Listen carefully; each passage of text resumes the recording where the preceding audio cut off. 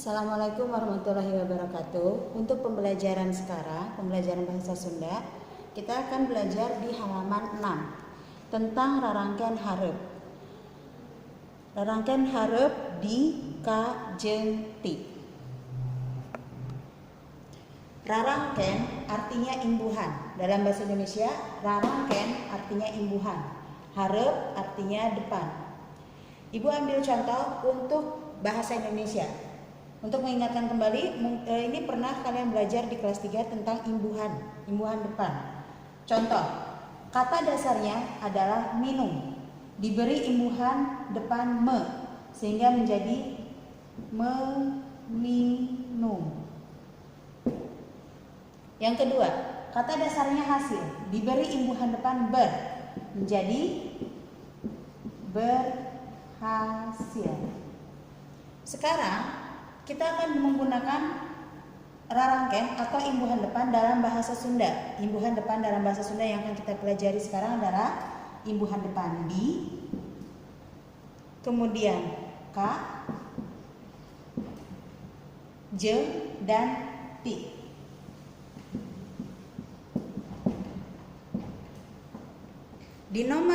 Di contoh ada kata kopea.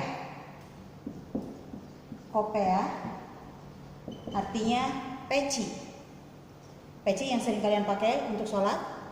Kopea artinya peci. Diberi imbuhan di, menjadi di kopea. Di kopea artinya di peci, artinya memakai peci. Rasa diberi imbuhan ka, dari sini diberi imbuhan ka menjadi karasa. Arti bahasa Indonesianya kerasa. Kemudian yang ketiga, di contoh ada kata tajong. Diberi imbuhan ti, menjadi ti tajong. Atau dalam bahasa Indonesia artinya ketendang. Ini adalah kegiatan ti.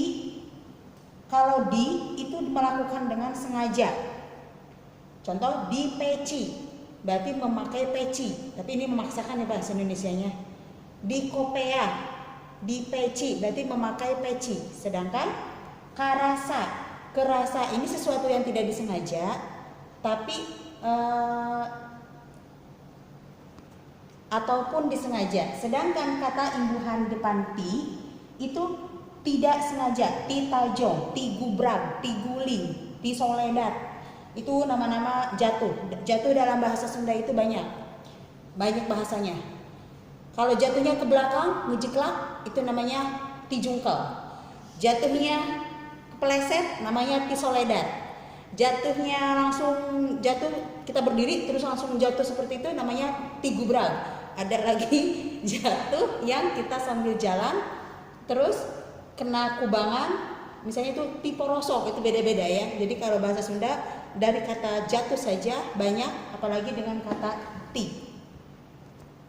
Selanjutnya kita lihat di soal. Pigawe cara contoh. Kerjakan seperti di dalam contoh, seperti contoh yang tadi kita sudah pelajari di kopea, karasa, ti tajong. Jadi kita tinggal menjelaskan, kita tinggal menyimpan saja imbuhan depan di, ka, dan ti. Angkut. Ibu beri contoh lagi nomor 1. Angkut. Contoh yang tepat, kata imbuhan yang tepat kita pakai dengan kata ka. Karena apa? Karena di sini ada kata-kata maknya sakitu wae te, artinya masa. Masa sih, masa. Maknya masa, sakitu segitu, wae saja, te tidak. Masa segitu saja tidak. Kalau bahasa Indonesia berarti tidak keangkut, tidak ke bawah. Maknya sakitu wae te kaangkut. Berarti ini kita memakai imbuhan depan ka. Kaangkut. Nah, kita simpan di sini. Maknya sakitu wae te kaangkut. Tulis di sini angkut.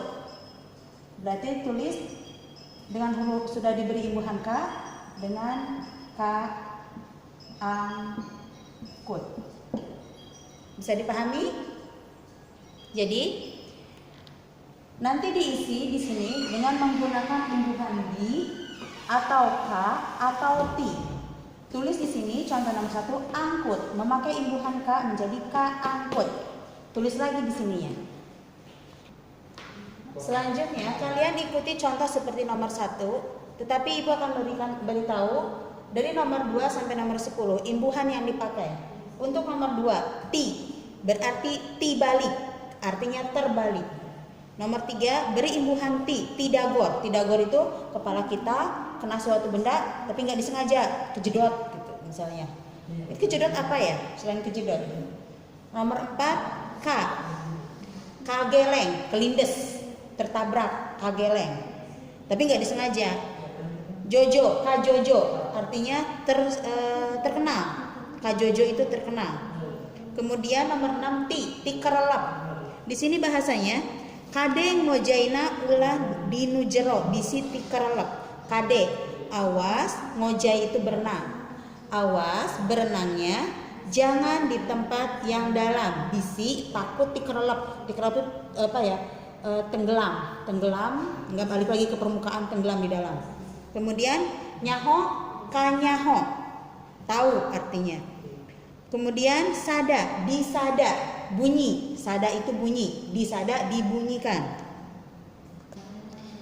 Yang ke-9 sarung. Kalian tahu sarung kan? Alat. Pakaian. Sarung itu pakaian ya. Yang suka kita pakai, yang suka kalian pakai untuk sholat. Sarung.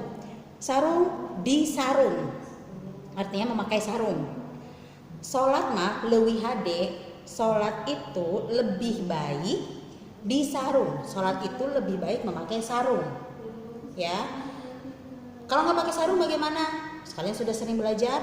Tidak apa-apa, tidak memakai sarung. Yang penting celananya bersih, tidak ketat, tidak kotor, dan harus sesuai intinya suci.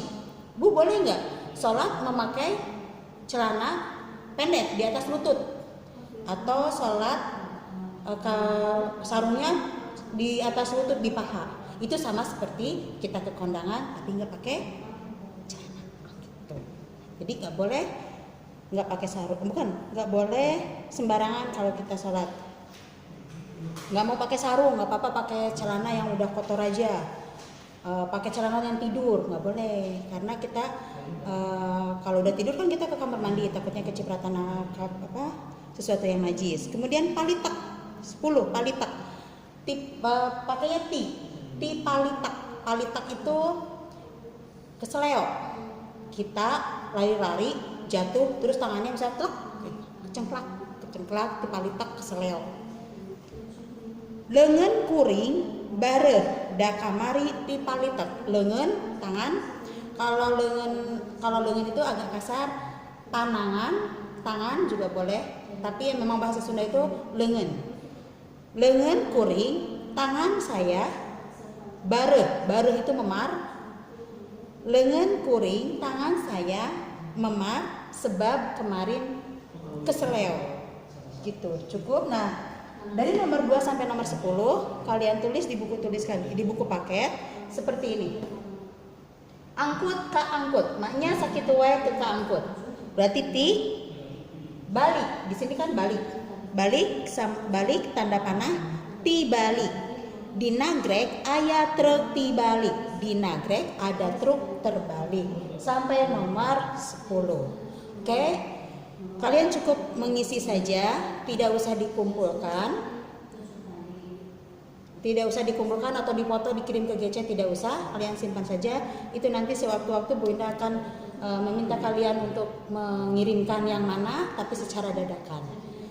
Secara dadakan di sini nanti Bu Indah butuh nilai, Bu Indah mau tahu siapa yang mengerjakan dan tidak mengerjakan akan ketahuan. Jadi kalian pelajaran apapun itu kalau ada tugas langsung dikerjakan ya.